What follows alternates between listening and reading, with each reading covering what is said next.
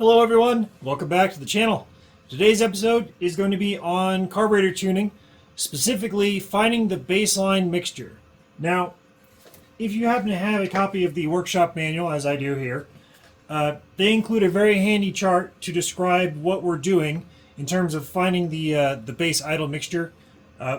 Basically, we're going to refer to it as baselining the carburetor from this point forward. But let me take you in here and I'll take you a closer look at this chart so you can understand what I'm talking about.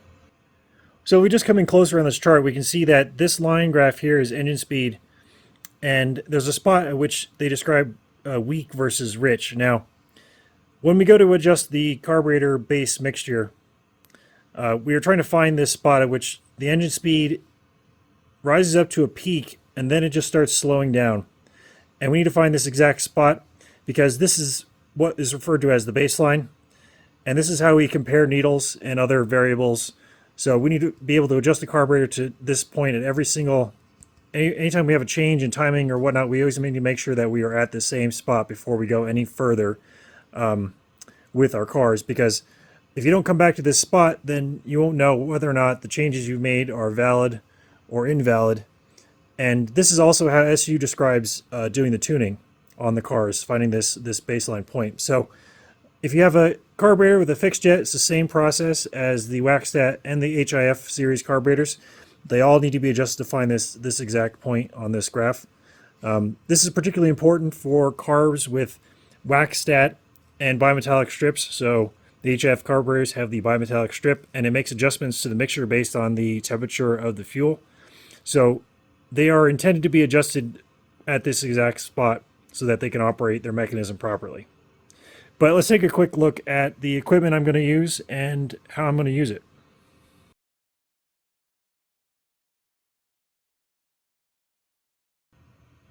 So let's talk a little bit about the equipment. So finding this point on this chart, they describe using engine speed. And I find it easiest to find using my tachometer built into my timing light. I also like to have my mixture gauge, my wideband sensor, hooked up and giving me a bit of information. So when I do find that spot on the engine RPM that it's most happiest with, I can compare it against the wideband sensor information and make sure that I'm in a safe fueling range. Now, if you don't have the wideband sensor, you can still do this with just the timing light, and that's what I'm going to do first, and then we'll look at the readings that we get. But I want to point out one thing. You must have an engine that is in good condition, and when I say that, I mean valves that are sealing properly, an ignition system that is working to its max, basically, correct plugs, correct heat range plugs, correctly gapped plugs, good ignition timing. You must also not have any air leaks at the manifold. You want to have no air leaks at the carburetor, ideally as small air leak as possible at the throttle shafts. So we want to have the best running condition possible in order to find this mixture point, the baseline point. If there are leaks at the manifold, or if you have ignition problems, it might be quite difficult to find this point. In the book, they describe it as like a little, peak here in this chart. Well, I've worked on cars where it's very difficult to find this spot because of some part of the engine is not quite right. So if you have a high performance cam, a lumpy cam, a lot of valve overlap, that'll cause issues finding the baseline mixture point because the gases are flowing too easily through the head, and it just disturbs the way the engine runs at idle. Now, having said that, it is still possible to do it with a lumpier cam. You just have to do a bit more work in order to find it. And ideally, you would have a wideband sensor fitted to your car to verify your fueling. But let's go ahead and step on to the carburetor phase of this, and I'll describe what we're going to do with the carburetor so you can understand what we're doing. Because once the engine's running, it'll be difficult for me to demonstrate what I'm doing because I'll be making adjustments to the carburetor while observing the timing light. The baselining operation is the same regardless of the carburetor type. You're again trying to find the leanest, cleanest point that your engine idles smoothest at idle. Now, on a HIF carburetor, they have their mixture screw down here. This is what we're going to be working with. On the HS2, the mixture nut, this nut here, will be screwing this in upwards to lean it out. It's the same on the HS4 as the HS2. They both use the same adjuster nut, so just be aware of that.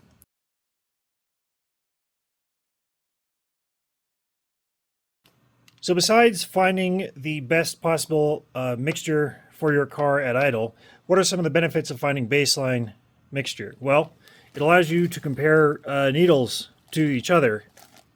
So for instance, if I wanted to say test out an AAP versus an AEM needle in my car, I first need to find the baseline mixture so that I know that I'm running both of these needles at the same point given the mixture that the engine is burning, in order to be able to test out the profile further. So it's very important for doing tuning to find the baseline point. Otherwise, how are you supposed to compare one needle versus the other if you don't know what the baseline mixture is? So while I'm talking about needles, if you happen to change needles, say your car is not running properly and you want to try a different profile, and you change from one to another, you must go through their baselining procedure. If you go through the baselining procedure with the new needle, and you go to drive your car, and it doesn't drive properly, it means that the needle profile is wrong. So you can only compare needles by setting the baseline mixture. If it doesn't work, there's something wrong with that needle. Now, you may be able to find a different profile needle that might make your engine run properly, or you're going to have to do a custom profile. But either way, do not adjust the baseline mixture, idle mixture, off of the baseline point to compensate for a bad needle profile. It does not work. It will just ruin your engine. So please, if you're trying to do tuning and you're messing about with different needles, make sure you start with the same baseline point and go from there. I cannot stress this enough. If you have to add a bunch of fuel through the idle mixture screw to make your car run properly at higher RPMs, you do not have the right profile needle. Or some other problem is going on with the engine, but either way, you must always find the baseline mixture every single time with every single needle change, no matter what, in order to do tuning properly on these cars. So what's another benefit of doing the baseline? Well, it's the cleanest your engine's going to run at idle. Therefore, you're not wasting fuel at idle. You're also not contaminating the oil with excess fuel. You're not causing piston ring damage. You're simply running the engine at its best possible mixture point that is also the cleanest it can be. So keep that in mind next time you're doing tuning work. You absolutely must find this point whenever you're doing this process.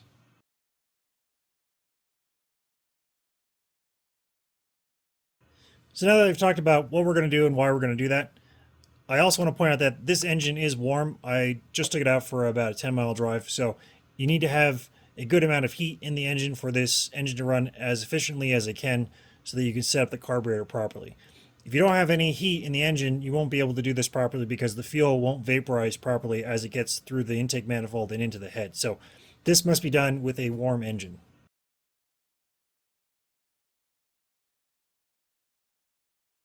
So what I'm going to do is I'm going to start the engine.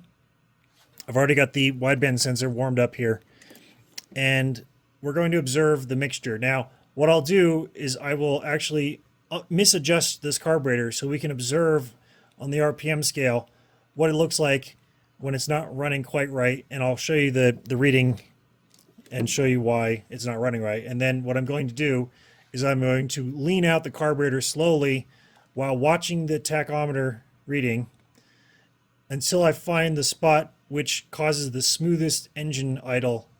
And again, we need to stay around 1,000 RPM. So if for some reason you start leaning your carburetor out and the engine picks up above 1,000, try to turn it down to about 1,000 or less, because we don't want to actually get any higher on the needle stations than we need to in order to do the baseline tuning. So just keep it under 1,000 for this process.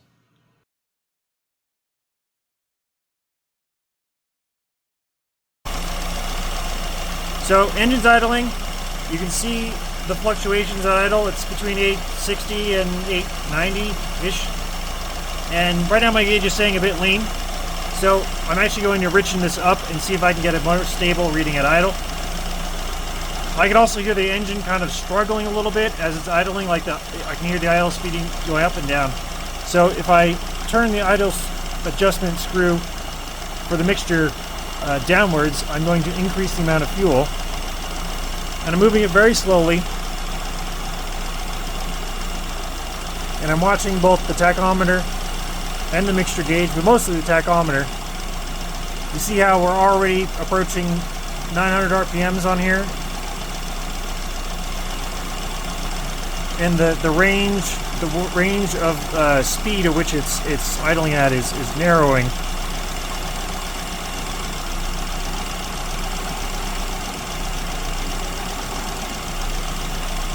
Okay, that was interesting. So it's now going up to 930, 940.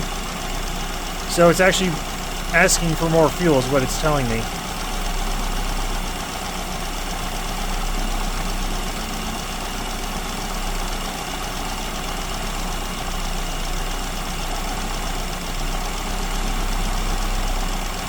$950, $960. Okay, so it still wants more fuel. It's asking for more fuel.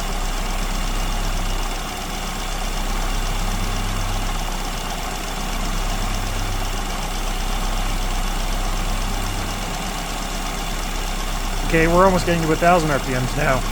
And you notice that my mixture is approaching stoichiometric. Lambda 1 is stoichiometric, but it's still asking for more fuel based on the engine speed.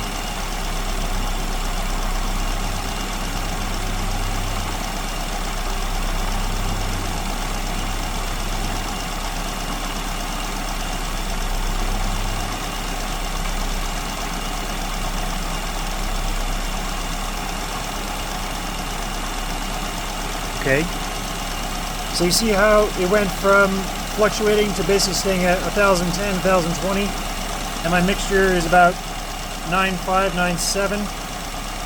I would describe this as the baseline point because we've achieved the most stable idle speed. And again, I was just richening up the mixture until this number stabilized, and that's what I would call the baseline mixture.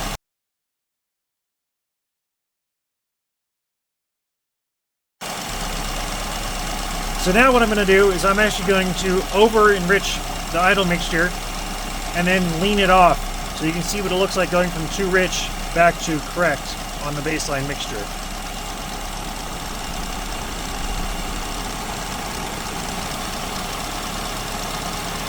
So right now you can see that you're running 8.5, too much fuel at idle.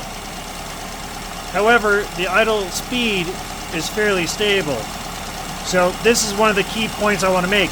You always want to find your baseline idle mixture going in the lean direction.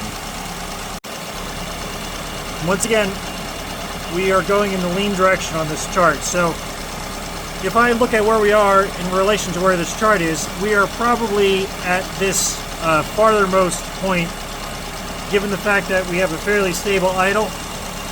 But we are actually too rich at idle, so we're actually most likely on this end of this chart. So we need to go back to this lean point and find this lean point.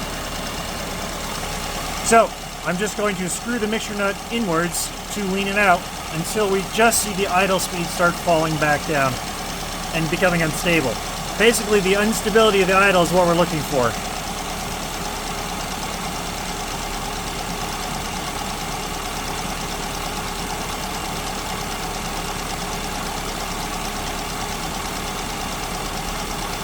And again, I'm just turning the idle mixture nut inwards to reduce the fueling.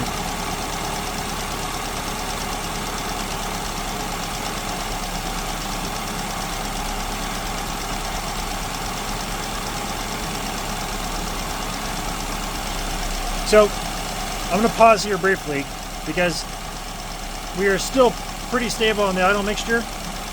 Idle speed and idle mixture is still good. This is a safe number to have for your idle at. But given my ignition system and the power that it has, I can go leaner than 0.95. So that's what I'm going to do.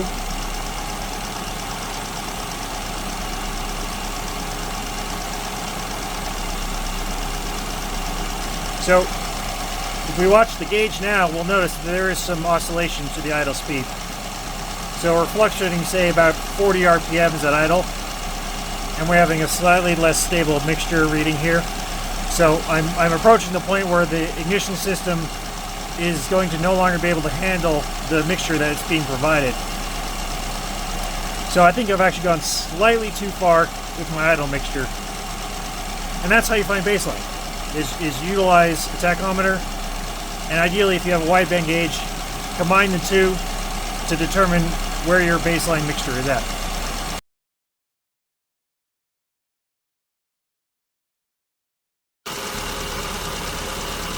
So I've richened it up to 0.82 or something, and it's idling 1070. So what I'm going to do is I'm just going to cover the gauge.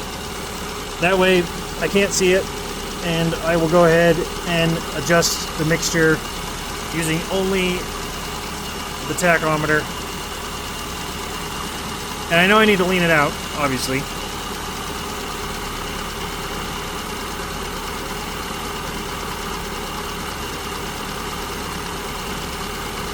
So I'm just starting to lean it out now.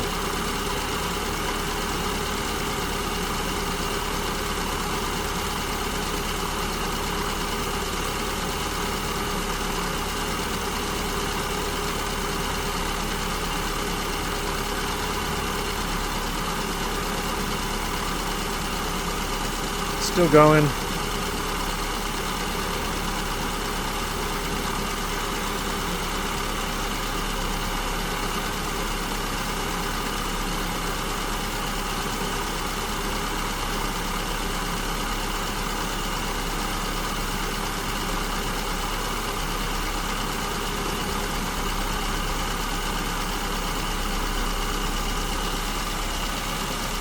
So I think that's probably the baseline point, and maybe just slightly past. Well, let's take a look at what the number is. There you go, 9.6. That's a very reasonable number to have. So let me go ahead and do it again. Only this time I'm going to go from a leaner starting position.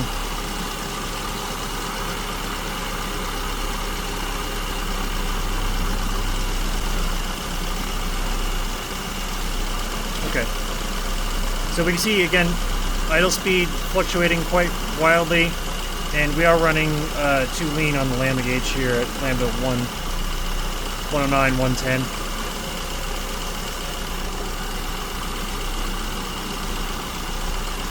Okay, so since we're running too lean, I need to richen it up, and once again I'm going to shoot for that stable idle point. And I just want it to be the first stable idle point, because obviously if I went into the 8s, 88, 89, it was very stable. But again, based on that little pointed curve, we want to find the first most stable point.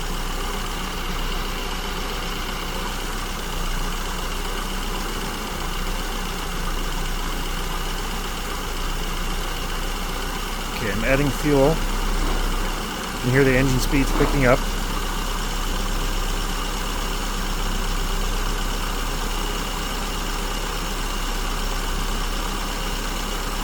Still fluctuating.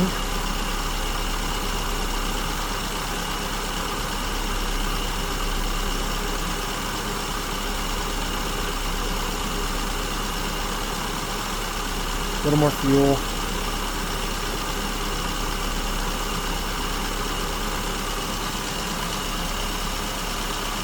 I'd say right there.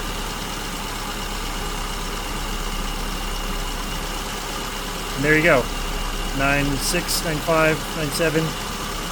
So that's how you can find the mixture using nothing but the tach.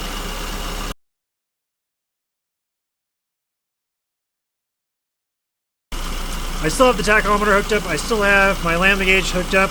So what I'm going to do is I'm going to show you when I make the adjustment what the vacuum gauge displays. So right now you can see that the gauge is kind of flicking and dancing around here, around, I don't know, 14 inches or something, vacuum. And as we saw earlier, based on my fluctuations, I'm not at the correct mixture. And if you look at the lambda gauge, I'm also too lean. So I'm actually going to richen this up until I achieve the correct idle speed for baseline, or rather I should say the mixture that gives me the best idle speed. But we'll also observe the vacuum gauge, because what happens is that it stabilizes around, I think, 15 inches when we achieve the right mixture. But more importantly is the fact that the needle stabilizes. Don't pay attention to the number. pay attention to the actual stability of the needle.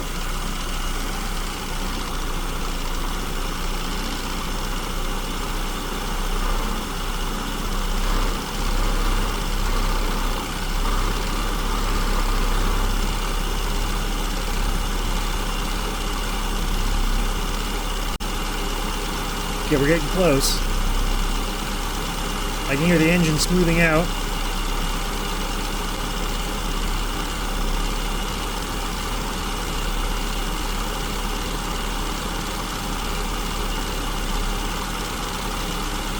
Almost there.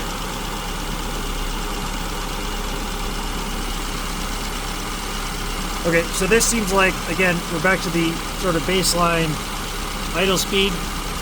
The mixture that gives us the best idle speed. And we look at the wideband, we're in a very safe fueling range. Now if we come over to the vacuum, we can see that the needle is stabilized in a much more pleasant way. It's about 15 inches of vacuum. So we did pick up some engine manifold vacuum, but more importantly, again, the stability of the needle. So now I want to do this in the reverse. I want to actually make it too rich, and then I'm going to lean it out.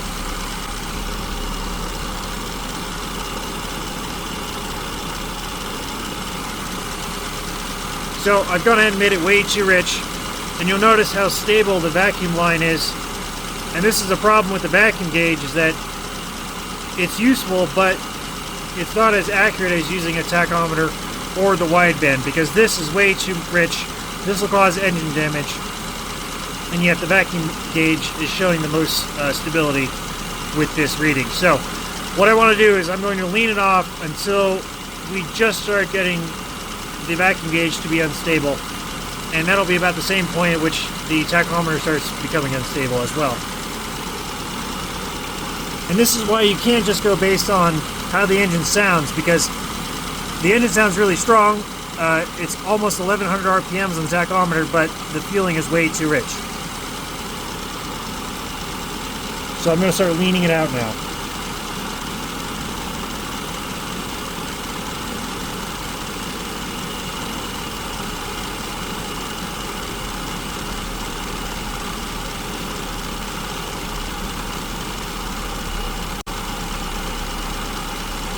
Right about there, based on the tachometer.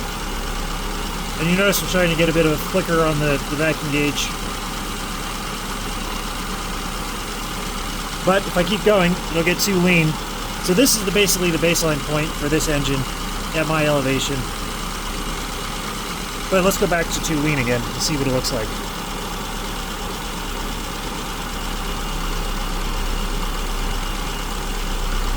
You see how widely the tachometer started fluctuating? You see how widely the vacuum gauge started fluctuating?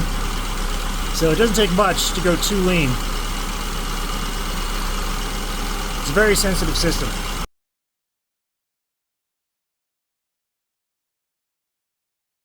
So I do want to talk about the lift pin on the SU carburetor and how it is not a good tool for finding the baseline mixture, because you end up actually over-richening the base idle mixture if you follow the instructions in the book.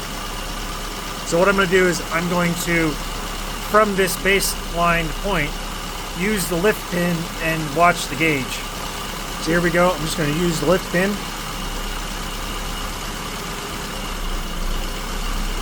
And the RPMs dropped quite quickly. If I do it again, but a little slower,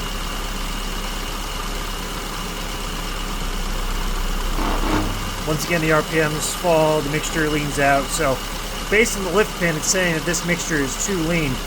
However, both this gauge and the stability of idle say that I'm at the correct fueling position for idle.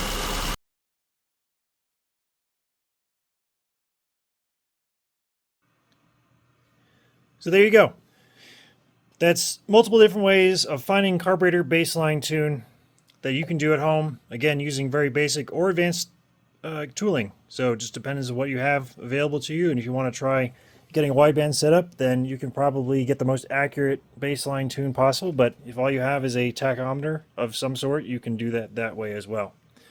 So hopefully you guys appreciated this video, and it helps you in your endeavors for tuning your Classic Mini or Metro or whatever A-Series powered SU carbureted car you might have. If you have any questions or comments, leave them in the comments below, and I'll try to answer them as best as possible. And hopefully you guys also appreciated me using the lift pin.